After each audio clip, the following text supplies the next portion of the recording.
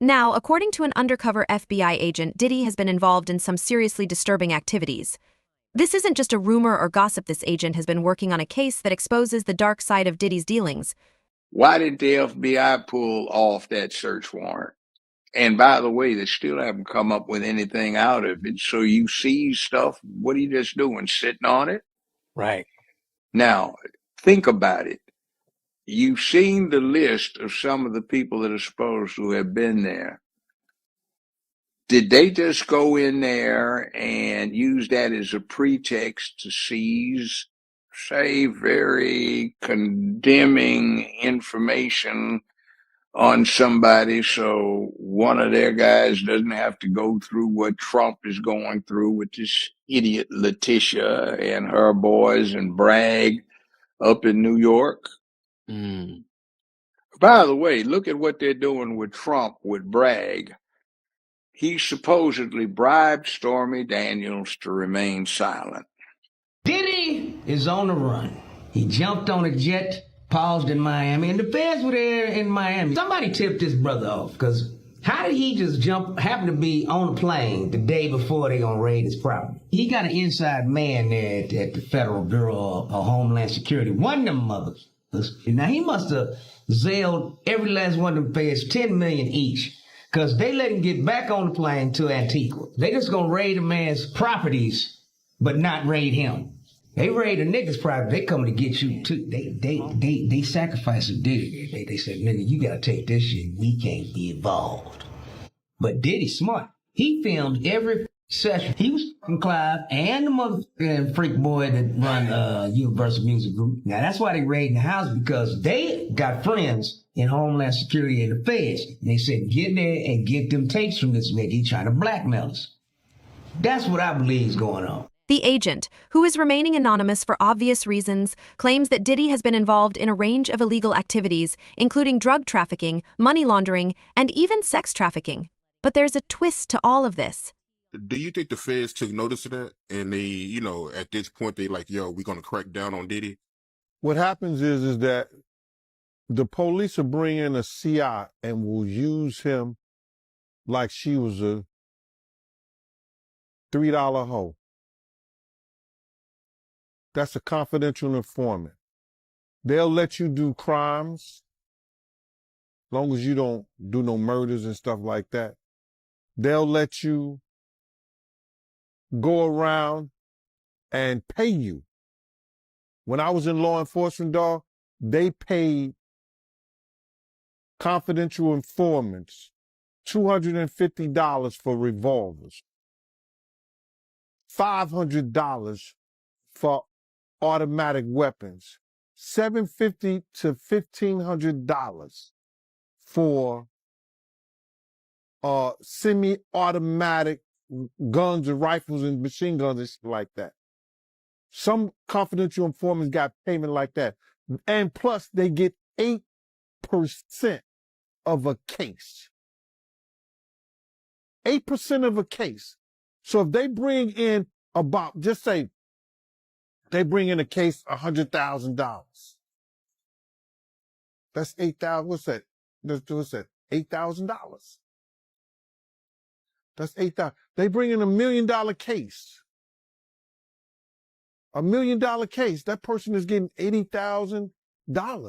I mean, like $80,000 on it. I think if you're talking about 8%, you know what I mean?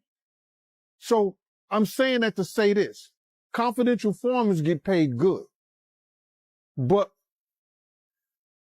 Puff was a millionaire. Him being a confidential informant, him getting money like that, it was favors. He been getting favors and been paying law enforcement people for years to protect him. You understand? To protect him. We had a lot of people on the payroll when we was doing security. Somebody might have this first 10 hours, that 10 hours, or whatever. He was paying law enforcement. He had a budget for law enforcement. Now, if something goes wrong, those people got friends in certain places Then plus he tells his handler, yo, can you make this go away for me? I'll give you this and that. Now, that could be a lot of speculations or whatever like that. But why would you have or be working for a FBI agent if you're not an informant? Why? So when you got that kind of money, you could hire people to make a lot of things go away for you. Like you hire lawyers. Those lawyers have police officers and people working for them and investigators. Those investigators were former officers. So all of them in the backyard in Diddy bed together. Man, like, so many questions. Like, Gene, how did you know those prices like that, bro? How did you know those? You name them prices like boom and boom. And I'm like off the back of the head, like, bruh, how you know them prices, man? And then like, Gene, like, how long you been knowing P. Diddy been working for the feds? That's what I really want to know. And if you know that, what that make you, man? Cause you know the prices and everything, bro. Like, I'm confused at this point. And like, my biggest question is like, why now? Why wait this long to now start saying something when all this stuff is going on? Like, that shit is confusing, y'all. I am confused. I am beyond confused. This man is literally saying P. Diddy been working with the feds. Yeah, he been an informant or working with the feds. Like, what the heck? And all this stuff that P. Diddy been doing, they been knowing about. So like, this is just blowing like speculations and minds, like, man, out the water. Because if that's the truth, man, they say the government is behind all this stuff, and that makes sense because then all this Biden flying in and busting in illegal migrants and all this type of stuff going on, and then Grady Jude down there in Miami, he said that the federal, policy about the federal government, might be doing human trafficking, and they got a investigation on them as well. So like, y'all, man, it's in y'all face right here, bro. So y'all let me know what's going on with all this stuff, because at this point I'm confused, man. I'm confused, man. I don't know what's going on. Is Gene, just saying this stuff? Cause it's making a lot of sense. And like, why is he saying it and exposing it now? This is my questions, my main questions. But hey, man, keep doing it, brother. Yeah, we did it all, man. Let us know all the information, because if y'all was hanging out with Diddy, either y'all didn't know he was working with the feds and he was an informant, or y'all police too. You see? So hey, listen, y'all better be careful and start doing y'all research. I'm gone. Diddy was an FBI informant. Even Little Rod said it's not just like Epstein, it could be worse. Your thoughts on this story here? So it wasn't just this guy that was saying it. Lil Rod, the former producer, filed the lawsuit, and he said every room in Diddy's mansions were wired with cameras. And he had some of the footage, he had some of the pictures, and he displayed those in the lawsuit that came out. And this was used for blackmail material. They'd bring in these people. A lot of these people were also aspiring young artists in the music industry. And then these parties were sponsored by Motown Records CEO, Universal Records CEO. This goes all the way to the top, but they got you. And it wasn't just people in the music business. As you said, there were athletes, there were celebrities, there were politicians, people from the royal family. And we were also told by the former bodyguard that Diddy was an FBI informant. Whoa. So he was a snitch and was feeding information to the feds. And we don't know what that means. We haven't been able to confirm it, but even Little Rod said it's not just like Epstein, it could be worse. It doesn't stop there. The agent also claims that Diddy has been using his influence and connections to silence those who might expose him. Some of the known celebrity victims of Diddy, like Justin Bieber and Usher, have refused to say anything to the feds about him.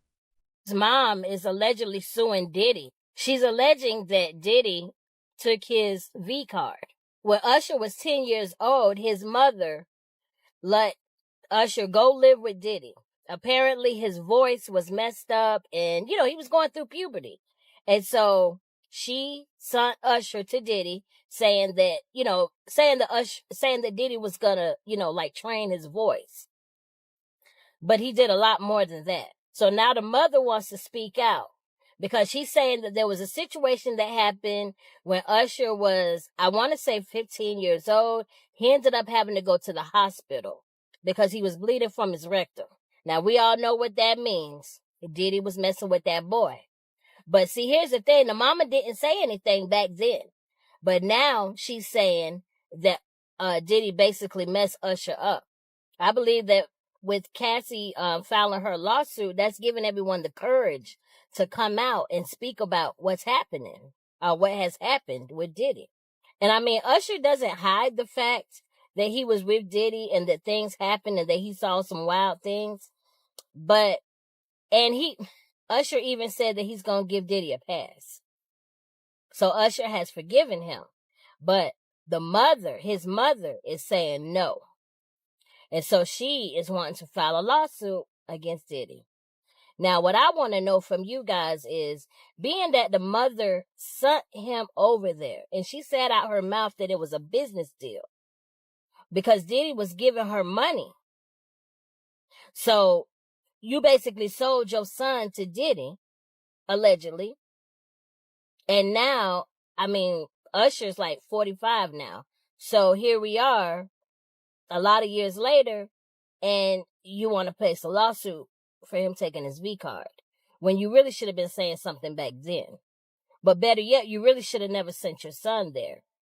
And the mother did an interview saying that she did her research. She said that she did all of her research and that she looked up who Diddy was and things like that. But baby, you must have missed a lot of red flags. There was something that you didn't read. You must have skipped a few pages because, yeah. Do y'all feel like the mother is justified for coming out now? I mean, you really can't tell anyone how to deal with situations that happen in their life when it comes down to trauma. But do y'all feel like she should have said something earlier? And do you think she's going to win the lawsuit? Let me know in the comments. I'll holler at y'all later. Moved to New York City. And I lived with Sean Puffy Combs for a year. That's the crazy thing. Now, that was L.A. Reid's idea, right? We're sending you over to something called Puffy Flavor Camp. There you go. To learn Flavor Camp. Yeah, Flavor that's Camp. what it was called. And you're going to go to Puff Daddy's. He's going in the 90s. Do you understand what that's like? Puffy's place was like just filled with chicks and orgying like nonstop, right? No, not really. I mean, but hey, it was curious. I got a chance to see some things. Yeah, but you were 13. What were you seeing? I went there to see the lifestyle. Right. And I saw it. And it was but I don't know if I could indulge and understand what I was even looking at. It was pretty wild. So nobody tried to, some woman didn't come along. I didn't say that. Okay. I didn't say that. What I did say is that there were very curious things taking place. Uh-huh. And I didn't necessarily understand it. Uh-huh. Biggie Smalls was there. Biggie Smalls was there. Lil' Kim, Craig Mack. All these people are hanging around. Yeah, man. Faith Evans. And your parents Jodeci, were Mary okay? J. Blige. They didn't know nothing about this shit. Oh. I was having a good time. You know what I mean? Does he have you doing any chores? Are you doing dishes at all? I mean, to keep you humble somewhat? Or are you just like, can you stay up till 4 a.m. with them and party? I mean, I could. I actually stayed up longer than them. And do you have money? What's going on? I mean, I had like per diem. Yeah. I had like, what like a living. life. Yeah, it's pretty crazy. 14 years old. You're a dad now. Would you ever send your kid to Puffy Camp? Hell no. See? Kim Porter's death just never sat right with me. So we're going to deep dive the Diddy and Kim Porter rabbit hole right now. Now we know how bad Diddy treated Kim Porter. Gene Deal said Diddy actually broke her nose and was physical with her on multiple different occasions. Do you all remember when Al B. Sure posted this? He literally says, "She was running. I said call the FBI." Al B. Sure has alleged for years that Kim Porter was actually unalived. He said, "I just found this footage from the morning that I learned of Kim Porter's murder and how it ripped the soul from my physical body. I was on my way to film the pre-show packages for the BET Awards when I received a call from the PR icon asking me if I was okay and did I hear the news. I had no clue. I do know very clearly that Kimberly did not just check out all of a sudden over pneumonia. That's bullshit. Really? This is where I get into trouble. We celebrated our son Quincy's new deal and Christmas special with Netflix, and she was in fantastic health, as well as laughing and seeing me and Diddy's mutual exchange at the theater. I'm gonna leave it here. Don't let the love songs fool you. Now, it's been alleged that Kim Porter was writing a tell-all book, and she also had tapes on Diddy that Cassie might have actually turned into the feds. So I'm sure based off how he treated Kim Porter and everything that she witnessed or had to go through was going to be put in her tell-all book. Now, we know Kim Porter's first autopsy report was labeled as deferred because they had to do more toxicology. And it has been alleged that her first autopsy report showed some type of toxins in her body. Now, the coroner of her first autopsy report worked on people such as Michael Jackson, Corey Haim, Whitney Houston, Brittany Murphy, Paul Walker, and Tom Petty. And during Kim Porter's autopsy, he actually just decided to resign. And after he retired, that is when there was a second autopsy done, which said that she ultimately died of pneumonia. And it's also been alleged for years that Diddy actually had Kim Porter's casket pre-ordered. And if all that stuff mentioned wasn't weird enough, the fact that Corey Gamble was actually there at her house after she had passed away, the math's just not adding. Unless you think about exactly what Kanye West said a couple years ago. Kanye alleged that Corey was CIA in some type of industry plant, and he said that he was put around people that were basically going through some type of criminal issues. And if you remember, Kanye also said you cannot send people to him like Diddy or Meek Mills that have unalived people and basically got away with it, just for them to go pull on the coattail of people that do not follow the agenda. Everything that Kanye was saying is literally coming full circle. So I'm going to go ahead and drop you guys these clips so you guys can see exactly everything that Kanye had to say about Mr. Corey Gamble and Diddy. And then you guys let me know what you guys think about Kim Porter's death in the comments. Meek Mills, Puff Daddy, whoever, none of these niggas shoot nobody anyway. And the reason why you got talks because you did a deal, you fucking fed. You know what I'm saying? That's why you gotta come at me, because part of the deal for you to be a do all that and get out of jail is that you promise that you're gonna go pull my co-car. How aligned with the Clintons that the Kardashians were through Corey. Through Corey. Corey is a plant. Corey was, Puff Daddy, Manny. You get what I'm saying? Then he was with Justin Bieber when Justin Bieber got in trouble. And then when Bruce did a transition to Caitlyn, he popped up. Now he run around like he Kylie Daddy. Did Corey say he was part of the CIA at one point? Or am I making that up? Yes, Corey CIA. Like, he didn't even have to say it. I know it. You fucking CIA. What are you talking about? Like, what the fuck? 50 Cent, why he always had a problem with Diddy, because he's been trolling him for so long. And it goes back to an incident where 50 says that Diddy offered to take him shopping, to buy him clothes. Why do you think a grown man would ask another grown man to take them shopping? Have you ever heard of that before? Well, that's what we do to bitches. That's what we do to people we trying to get a relationship with or have sex with or to date. That's one of the first things. We either want to take you shopping for the females that really likes, that you can tell that obviously like to go shopping, or you try to take them to dinner or somewhere, or take them on a trip when you're really trying to get in their pants real quick. Hey, let's go, I got a business meeting in New York. You want to ride with me? You want to fly with me? I got to go do this or do that. And so that's what 50 took it as. Like, nigga, that's what I do to a female when I'm trying to get in her pants. I asked to take her shopping. And so that's why 50 was so offended. And like he said, and you only offer that to people that's not in the ability to take care or take themselves shopping. 50 obviously at that time was able to afford to take herself shopping.